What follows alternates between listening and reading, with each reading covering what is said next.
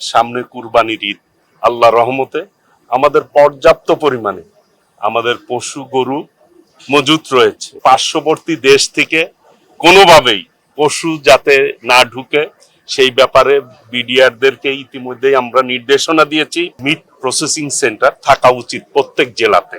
অত্যন্ত নিরাপদ এবং বৈজ্ঞানিক উপায়ে কিভাবে মাংস প্রসেস করতে হয় সেটি আসলে মূলত রোগমুক্ত অবস্থায় এই ধরনের কসাইখানা মিট প্রসেসিং সেন্টার থাকা উচিত প্রত্যেক জেলাতে।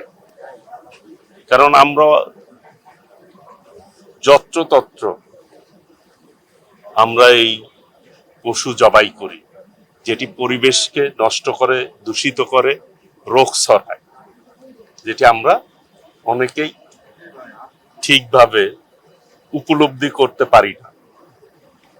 আমাদের এই প্রকল্প আমরা যেটা চিন্তা করেছি, মাননীয় প্রধানমন্ত্রী দেশনায়ক তারেক রহমান খাদ্য নিরাপত্তার ব্যাপারে যথেষ্ট সচেতন রয়েছেন উনি, এবং এই বাংলাদেশের প্রান্তিক জনগোষ্ঠী, কৃষকরা এবং ভোক্তারা যাতে করে সঠিক মাংস খেতে পারে, সেই জন্য এই উদ্যোগ। বাংলাদেশে বর্তমানে কিন্তু খামারির সংখ্যা দিন দিন বাড়ছে, এবং আপনারা ইতিমধ্যেই আমরা কিন্তু আমাদের মন্ত্রণালয় থেকে ব্রিফ করেছি যে সামনে কুরবানির ঈদ, আল্লাহ রহমতে আমাদের পর্যাপ্ত পরিমাণে আমাদের পশু গরু মজুত রয়েছে। চাহিদার তুলনায় প্রায় 23 লক্ষ গবাদি পশু আমাদের বাড়তি রয়েছে। কাজে পার্শ্ববর্তী দেশ থেকে কোনোভাবেই পশু যাতে না ঢুকে সেই ব্যাপারে বিডিআরদেরকে ইতিমধ্যেই আমরা নির্দেশনা দিয়েছি।